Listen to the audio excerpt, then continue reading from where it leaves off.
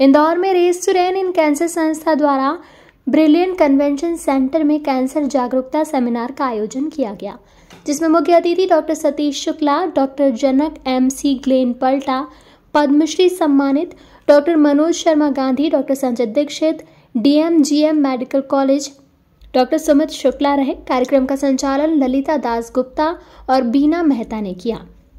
आभार doctor Aparna Shukla, doctor कल्पना तिवारी ने माना। सेमिनार में कैंसर से बचाव की जागरूकता के लिए संदेश दिए गए। कई प्रदेशों से डॉक्टर आए और अपने अनुभव साझा किए। कैंसर से किस तरह लड़ना है और आगे बढ़ना है, इसके लिए सभी को जागरूक किया गया। डॉक्टर्स ने बताया कि खान पान, आचार और विचार, इन सब में ही बदलाव की जरूरत है। बच्चों का डाइट प्लान अब किस तरह का होता जा रहा है वो उचित नहीं है। कैंसर ही नहीं, कई बीमारियों का सामना लोगों को करना पड़ रहा है। हमारे देश में कैंसर के मरीजों की बढ़ती हुई संख्या चिंताजनक है। ये संख्या वर्ष 2025 तक 3 करोड़ के करीब संभावित है, लेकिन वास्तव में समस्या इससे कहीं अधिक है, क्योंकि कैंसर रजिस्ट्री केवल सतही तौर पर अनुमान लगा पाती है। हमारे देश में आज भी ज्यादातर केस रजिस्टर्ड नहीं हो पाते। कैंसर की मृत्यु दर भी हमारे देश में अधिक है। इसका मूल कारण जागरूकता में कमी है। अज्ञानता, भय और कैंसर को निषेध विषय समझा जाता है। कैंसर पर विजय पाने के लिए रोकथाम और शुरुआती अवस्था में निदान अत्यंत आवश्यक है। हमारे देश में लगभग 2/3 कैंसर के मरीज एडवांस स्टेज में जांच के लिए आते हैं।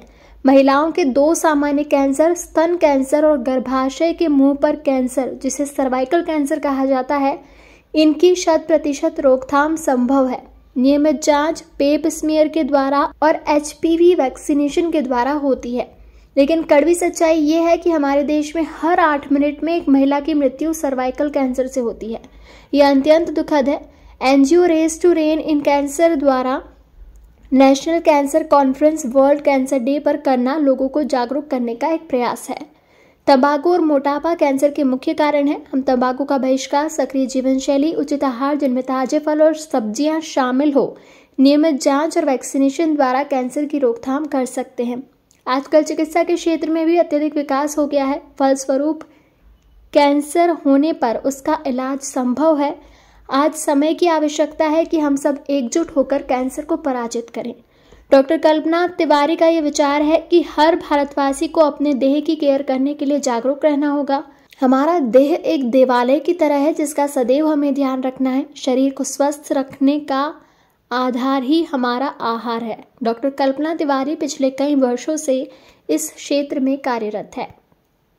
एक सेमिनार रखा हुआ है, इसका क्या जानकारी आप लोगों को देना चाह रहे हैं? क्या है आपका NGO के थ्रू? हमारी जो संस्था है NGO race to rein in cancer, सबसे बड़ा इसका नाम में ही अर्थ है। रेस, रेन यानी घोड़ा जो लगा के अपना लोहे लेदर का जो पीस लगा रहता है आंखों के सामने, कि उसको सिर्फ आगे दिखाई देता है, वो पीछे पलट के नहीं देखता।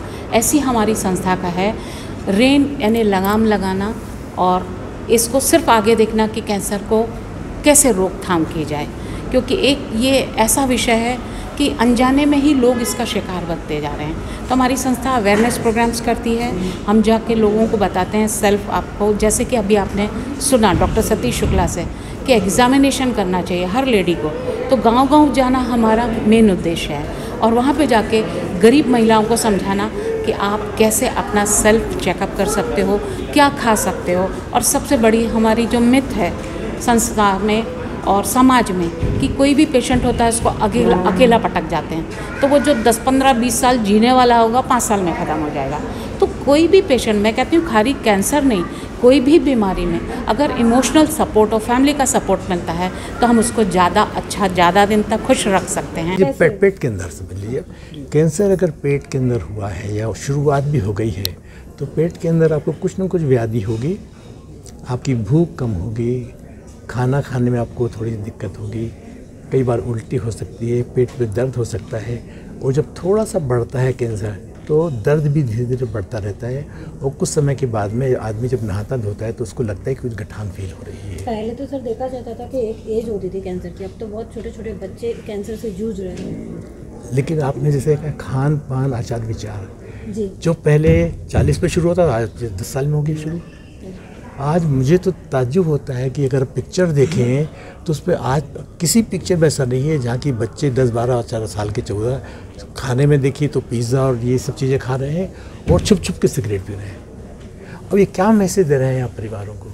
तो जो रेस है ये इसके अगेंस्ट काम करती है, मनुष्य को ये बताती है कि आपकी जिम्मेदारी आपके प्रति क्या है, जिससे कैंसर से आप न जूझें, परिवार को तबाह न करें। हमारी जवाबदारी परिवार और समाज के लिए बहुत बड़ी है, जो कि हम भूल चुके हैं। आदमी एकलव्य हो गया है, उसको लगता है बस मैं हूँ, उसको खाने में अगर मज़ा आता है तो उसी में मस्त रहता है वो।